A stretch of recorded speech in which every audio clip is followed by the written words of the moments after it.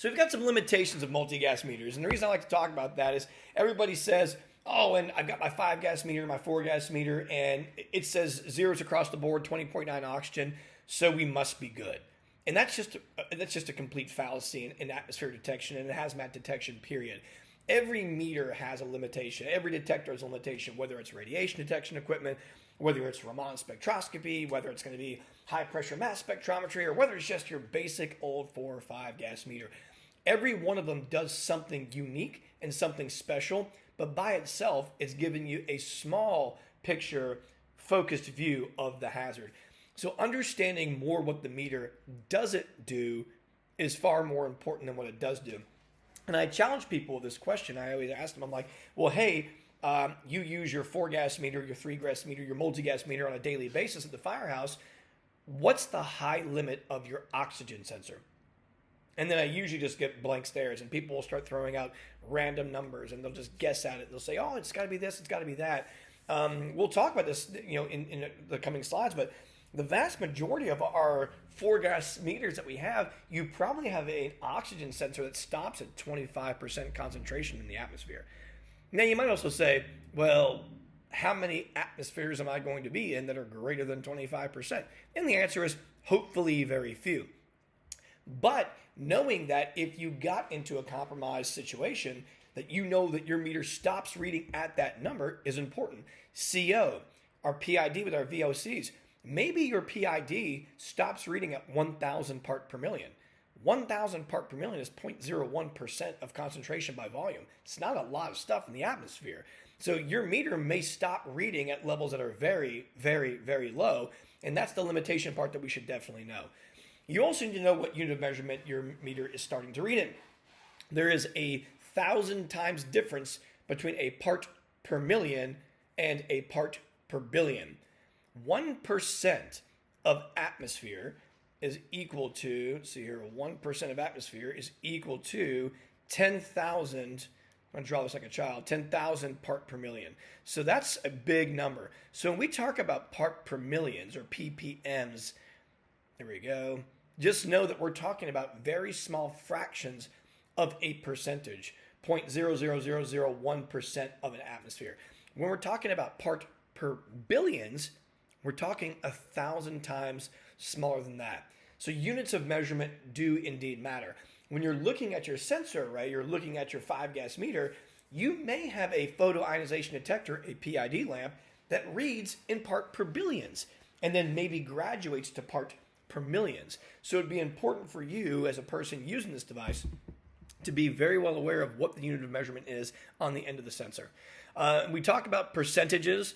Percentages are huge in atmospheric detection. So if you have 1% of something in the atmosphere, you have a lot of that thing. We also need to know, hey, when does that sensor stop reading? What's the lowest it can go? What's the lowest it can pick up? And what's the highest it can go? And if we don't know those things, then we need to get the manual of that and take a look at exactly what we have. I love the HBO movie Chernobyl, that 6-part series. It was actually really wonderful. But this is like one of my favorite scenes because it really brings in atmospheric detection, or just detection period as one. It's when Dyatlov, when the meltdown first happened, they had large amounts of radiation and their sensors were going off. But at the time, the dosimeter, which their dosimeter was also a dose rate meter, it could only go up to 3.6 Rankine per hour. That's where it maxed. It physically did not pick up numbers greater than that. Now, having said that, 3.6 Rankine is an astronomical amount of radiation, almost 1 million times what background radiation is. But getting to that, that's what he based the severity of the incident on in his first briefing was, well, hey, it's only 3.6 Rankine. That's not that bad. Not terrible, not great. It was 3.6 because that's the most that meter could actually read. So when we're going to start quantifying, not just qualifying an atmosphere, make sure you know the limitations of what that detector can or cannot do. All right, so let's get into the specific sensors and their technology. Oxygen sensors, the most common one, and we're going to get in order of operations, but this is the one that we should be driving home and using all the time. We know that normal atmospheric concentration is about 20.9% by volume. Now, saying that, if you're using brands like MSA, you'll probably notice that the oxygen sensors are reading at 20.8% oxygen because they're really going to 20.865 or 20.9 or 20.892, and they don't round up automatically to 20.9. Also, you'll see a lot of people say, well, it's about 21%. These are all about numbers, and you're all just about correct. So we know that normal atmospheric concentration is in that narrow margin. When we talk about IDLH, as established by OSHA 1910-134, the respiratory protection standard, anything less than 19.5% is going to be considered oxygen deficient, and anything above 23.5 is oxygen enriched.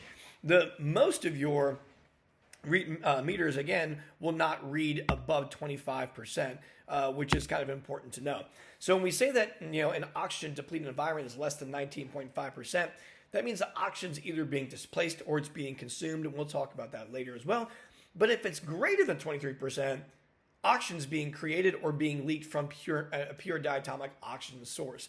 Both of those guys are bad news bears for us, and it's not because it creates a huge health effect for us. In fact, those of you that are in EMS and hashtag defund EMS, but those of you guys that are running as paramedics or EMTs or making first response calls, you'll notice that a patient who is hypoxic or short of breath and having a hard time, with hypoxia as a challenge, if we supplement them with diatomic oxygen, they get better pretty quickly. So you could then make the connection that, well, a higher level of oxygen being inhaled is a good thing. And the answer is yes, of course it's a good thing, especially on the short term.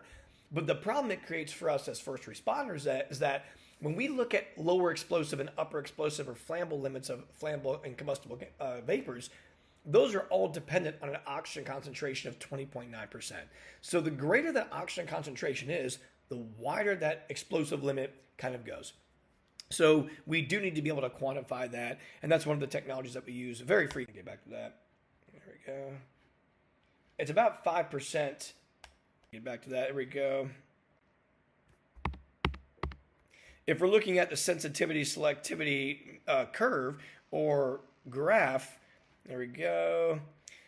If this is how sensitive something is on a scale of 1 to 10, and this is how selective the technology is, or how able it is to discern it from something else, in theory, we want to have something that can see it in small amounts, so very selective, and we'd also like to have something that can tell what it is. So the bigger the lamp voltage is, the less selective it is, because the broader it is picking up in its net. So we could either be not very selective or too selective, and what we pick is give me 10.6 right in the middle of electron voltage so I can get something that's letting me see most of my heavy hitting toxins, but not allowing me to see everything and not be able to discern or discriminate what it is. We could use other technology like IMS, or ion mobility spectrometry, and in the task force cache, we use a thing called the Chempro 100i by Environics. It's in the HEP cache, and that will ionize at 60,000 electron volts. So when you're looking at selectivity, it can see everything, which makes it very difficult for it to process what it is.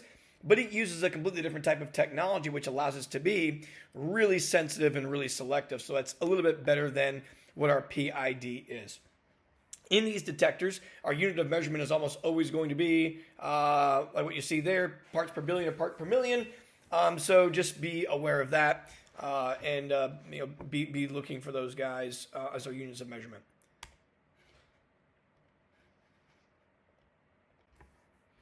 All right, so if we're using the PID, or photoionization detector, to look for different toxic vapors and specifically volatile organic compounds, the next question may be, well, what is a volatile organic compound? So I'll ask people to kind of walk me through what they think it is. And the most common thing I get is, oh, it's volatile, so it must be explosive, or it's really, really bad. But let's break down those three words so we can say what this is really telling us. If it's volatile, volatile is a substance that easily evaporates at normal temperature. So a good example would be gasoline versus, let's say, motor oil. They're both hydrocarbons, or they're made of carbon and hydrogen, so we call those hydrocarbons. if you take a drop of gasoline and it's 80 degrees on a Sunday afternoon, anywhere in Ohio or Kentucky, and you spill some of that on your driveway while you're mowing the yard or you're filling the lawnmower up, you spill 1 ounce of it in the direct sunlight onto hot concrete on an 80-degree day. How long will that gasoline remain there? Well, the answer is not very long. Just like acetone. Chemicals like those are very volatile. They're not persistent. They don't want to hang around. So they evaporate very, very, very quickly. Motor oil, which is also used in the lawnmower, which is also a hydrocarbon, though it's used as a lubricant, if you spill the same 1 ounce of motor oil onto the pavement or onto your concrete driveway, in 6 years from now, there'll still be residue of that oil on your driveway. It's very persistent or not very volatile. So when we're saying something's volatile, we're saying that whatever the origin of the substance is, which the origin is always a liquid or a solid, it is readily evaporating in these normal temperatures that we're hanging out in. When we say organic, we're talking about organic in the chemistry term, means it's a substance that's made of or containing carbon. So carbon chained or carbon derived. That's what an organic substance is. The study of organic chemistry is the study of all things that are rooted in carbon chains. And then we talk about a compound, all we're saying is it's not a single element. It's not diatomic like O2 or N2 or Cl2. It is an element that's either diatomic or not and something else together and probably even more things than that. So it's made up of multiple things. So when we talk about a VOC and you say, hey, my photoionization detector is telling me there is 100 part per million of VOCs, what it's saying is there's 100 part per million in this atmosphere that you have just sampled with my bulb that can pick up 10.6 electron volts or less of ionization potential. And I know that substance is almost 100% volatile, meaning it is going to go from a solid or liquid to a vapor easily. It's most likely carbon in nature, and I guarantee it's bigger than just single elemental. And if your meter registered a number and your lamp is 10.6 electron volts, you know that the ionization potential of that chemical has to be 10.6 electron volts or less. So that's giving you a lot of useful information, but if you don't know what the chemical is, the machine thinks it's isobutylene or whatever the calibrated gas is. So you do have a bit of a margin of error because of that. All right. There we go. This is going to be the place that we have air comes in. So this is the top of the electrochemical sensor. As air comes in from the electrochemical sensor, it goes through a filter. This filter will do multiple things. One, it'll be a little hydrophobic or kind of repels or does not allow water to get past it. The reason we do that is because in just the relative humidity that we have in this region, or really anywhere, there is water vapor in everything around us all the time. Water vapor will cause conduction across circuits, which can give false positives or even worse, false negatives in our technology. So we try to abate or keep that water from getting in. In addition, there'll be a particulate filter there. So that particulate filter will stop large particles from getting through it and only let gaseous compounds. As it comes through that filter and that hydrophobic membrane, it gets right to the sensing electrode. And if you look at the sensing electrode, you'll see this is where the electricity circuit is coming in. This is part of where the electricity circuit's coming out. And you follow the wiring diagram, you end up having this anode and this anode. And what you'll notice is directly between those guys is a physical space.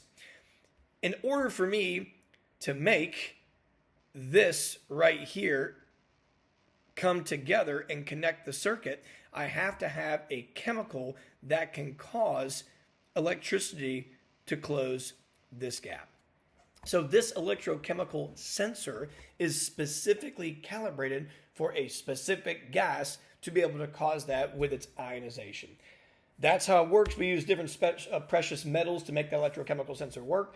So the reason this is important to know is because we like to think that when the CO detector is giving me 30 part per million of CO, that it's picking up CO. But there's a lot of metal oxide compounds that when they off gas, they will cause those numbers to rise, like lithium oxide. So if we're going into a noxious smell in a garage and you go in, you notice this person's been working with electric power tools, like really large batteries for an electric lawnmower or electric pieces of equipment, and they're starting to off gas or break down or leak, they will cause your CO sensor to go haywire, even get large readings when there's absolutely no CO. There's just metal oxide in the air of some kind, whatever it's lithium oxide or cobalt oxide. And those are causing that conduction pathway between those anodes to be bridged, therefore giving you a what we call a negative reading or a cross sensitivity. So just because we have electrochemical sensors does not mean that they are always 100% correct. They are very, very susceptible to many different types of chemicals. When we get into exotic gas sensors are literally just toxic gas sensors. We just call them exotic gas because they're sensors that we don't see anywhere near as often. They're way more expensive. They all have to have their own calibration gas. So now when you are probably calibrating your 3-gas, 4-gas, or multi-gas meter at the firehouse, you probably have a combination gas that will do your oxygen concentration at 18%, your CO at 50 part per million, your H2S at 5%, or 5 part per million, and probably your CH4 methane will probably be 15 to 25% of the LEL. And you can keep those gases stored just fine together for a year and a half, or the case may be. But when you start adding separate gases to that cylinder, you greatly reduce the shelf life of that calibration gas. So now you have to store them separately. So now I have to have my multi-gas stuff. I've got to have my isobutylene in a separate cylinder because I can't store that one inside the same cylinder as my multi-gases. And then now I want to have chlorine or nitrogen dioxide or phosgene. Now those have to be stored separately for calibration and bump testing. So the more sensors that you have in a tool, the more calibration work that has to be done to it. This right here in the picture that you see, those are going to be Draeger standalone diffusion exotic gas sensors. Just from this brief, looks like there's a ozone one there, a phosgene one there, looks like an organic vapor one, and then looks like nitrogen dioxide. So we can have a myriad of different exotic gas sensors that are standalone that are rather affordable. Some of them need very infrequent gas calibrations, and you're probably only firing it up to calibrate it or bump it. So you're not running CO and H2S and water vapor and low oxygen concentrations or high oxygen concentrations across those sensor membranes very often because it's powered down the vast majority of the time. So this is a great way to be able to get your exotic gas sensors into a platform that isn't being burnt up for other innocuous uses all the time. So this would be an example of some of the exotic gas sensors that you can see. And this list is much more inclusive than what I put up here, just kind of showing you some of the different target hazards you may see. So let's get into metering techniques. In order to be good at running a meter, you have to have a consistent approach. Now, you can go to many different schools and many different trainings and use this in many different ways and probably hear some other cool methods, but you need to develop either a personal one or an agency-wide one where you're consistent in how you're running the approach of the meter. Meaning, do I always hold the meter at waist height? When do I go to the floor? When do I go to the ceiling? When do I run my sweeps? How long do I keep the meter there? All these are going to be kind of dependent questions on what type of meter you have. Is it pumped? Is it diffused? What's its response time? All those things. But you do need to be consistent. So here are the 4 questions that I always ask whenever I'm going to start wielding a multi-gas meter. Number 1, is the atmosphere open or contained? This is a huge question because in open atmospheres, let's say I'm outside and there's any wind movement whatsoever, the only way that you're going to start picking up adverse concentrations of things are if that wind gets moved to where you are. The open environment around you is 20.9% oxygen, 78.3% nitrogen, and a bunch of other inert gases that are floating around. And that thing that you're going to be picking up has to fill a very small void in that big open picture of the atmosphere. So open air atmosphere is very hard to monitor and meter for. You have to have something that's carried that did not get diffused in that air and is just running across your meter's end. If it's a contained atmosphere, like a box, a room, a garage, an attic, a basement, a pipe, whatever the case may be, we know that contained atmospheres are more likely to have a problematic hazard because air changes are harder to perform in contained atmospheres. In addition, without external ventilation, any contained area, albeit a basement, a crawl space, a pipe, a drain, whatever, can easily lack the mechanical ventilation needed to get rid of other innocuous gas products. So if I'm having a contained atmospheric area, I have many more questions than I do if it's open. The second one, have you identified the source? So we get called to a 2-story dwelling for a noxious smell. You get there, you open up the door, and the family greets you, and they say, yeah, we've got this funny smell. I can't really tell where it's coming from. Can you guys help? And of course, the fire department has to help. So now you're running around wielding your 5-gas meter. You've got an oxygen sensor, a CO, H2S, LEL, and you've got a PID. So the probability that the oxygen concentration in someone's home has gone up or down is slim to none, right? If it was CO, they wouldn't be smelling anything because it's colorless and odorless. If it was H2S, it would be easy to quantify because it'd have that rotting kind of sulfurs, rotting egg smell. And if there was an explosive atmosphere, you would pick it up immediately upon walking in, regardless of what that compound was. So, and just mind you, your CGI or your explosive gas indicator is going to be metering or measuring in percentages of LEL, which are usually whole percentages of volume. Your best chance of finding this is going to be using a PID, so your photoionization detector, which is measuring in either part per billions or part per millions, which are partial percentages.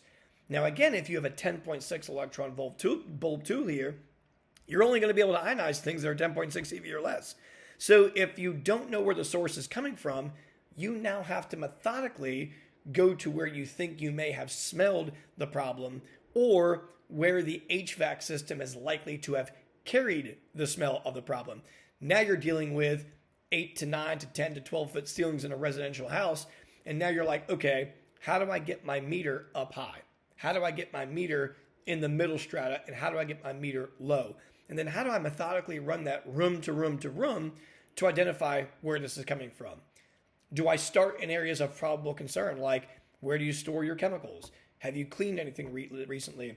Have you painted anything? Bathrooms, storage rooms, utility closets. So if I haven't identified a source, then that changes how I'm going to wield my meter. If you tell me, hey, I got lightheaded working in my garage, so I closed the door and walked out, well, the source is coming from the garage. Let's go to work in there. And so there's just different questions to ask. The next one I ask is, are there hydraulic or airflow considerations? Meaning, if I'm in residential or commercial areas, is there an HVAC system that could be moving this from one place to another? In likely areas, we've got people who will have a gas-powered furnace or a gas-powered water heater, and they may be in the same utility closet or crawl space or even in the same basement as where their HVAC handling unit is. So we're having a CO off-gas problem from the incomplete combustion that's being drawn into the HVAC system, which is now pushing it through the entire residence. So, that's an airflow consideration I definitely have to have. And then the last big question I probably have is, do you have the right equipment? In this picture here to the right, you're going to see this person's wielding a multi-ray Pro, looks like. It's a 5-gas sensor array. That one specifically has chlorine, oxygen, CGI, and VOC and CO. But there's no H2S in there. So you might be asking, why does this person have a chlorine meter in that 5-gas array? Well, because whatever jurisdiction that is, they have specifically felt the need to have a chlorine meter in there, a chlorine sensor. So they have made the choice to remove hydrogen sulfide and put chlorine in there. Having the right equipment for the job is important. So if you were going into an environment with that meter and it was a suspected confined space with stagnant water or maybe poor ventilation, I'd probably want to make sure I bring in another meter that has the ability to look for and detect hydrogen sulfide. Also in the right hand, you're going to see a Kempro 100 by Environics. That's that ion mobility spectrometry device that we were talking about that exists in the HEP cache. It's older technology. It's newer technology, just in a very old platform. It's been replaced by several predecessors since, but it's still a very formidable tool. So making sure you have the right tools for the job is where it needs to be. When you walk into a room and you say, Chief, I've checked it all out. We're zeros across the board and 20.9% oxygen. All you're telling me is there were no gases there that your meter was able to detect. You're not telling me that that space is void of a hazard. So when we start thinking about what's my order of operations, I think across the board, you can probably roll this one in. Number one, radiation. Radiation is our primary concern that we are going to be looking for in any hazardous materials environment. If you read in the new NFPA standard or the DOT Title 49 standard, or even getting into OSHA 1910-120, the necessity for radiation detection is there. So now you may not need, it may not be what you're thinking about in the CO alarm detection call that's at a residence, or hey, the gas company ruptured a gas line, can you come check it out? I think I would agree with you that radiation detection needs to be put onto a spectrum. But in general, unknown hazmat response, radiation detection is always the first thing that we're looking at. The next thing we're looking for is oxygen concentration. And the reason oxygen concentration comes before flammability is because the oxygen concentration is going to drive flammable limits. So you need to know that it's okay for you to be in here in oxygen concentration. In addition, this is going to strictly dictate the difference between being in a dusk mask, an APR, a PAPR, or going up to SCBA. Then the next thing we do is flammability. Flammability comes before toxicity because even though you may have toxic chemicals, flammability and oxygen are going to drive your respiratory protection. If you keep your respiratory tract, your eyes, your mouth, your nose, and your respiratory tract protected through an SCBA in grade D breathing air, then there's a lot your skin can handle in toxicity. However, in flammability, there's very little your skin can handle, and the right PPE has to be established early on to make sure we're doing the right thing. We have a DOT 406 that rolls over on the expressway, and it's leaking out of one compartment that has 2,700 gallons in it. It seems to be a clear liquid that looks like it's pretty low in viscosity, and it's pulling onto the expressway and running down into a storm drain.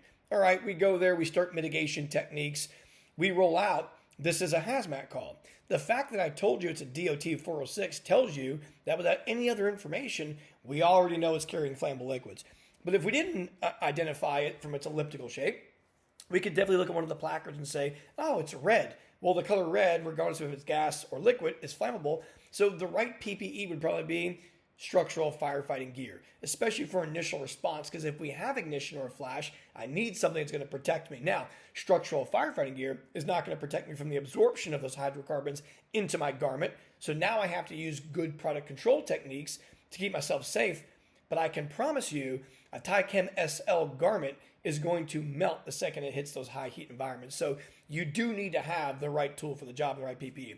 The last thing we were concerned about in order of operations is toxicity. Because again, if we establish the correct respiratory protection, then we can figure out toxicity after that. So just that's where we're always paying attention to O2 sensor, then flammability, and then I get a toxic sensor that's pertinent to the hazard that is going to be at hand.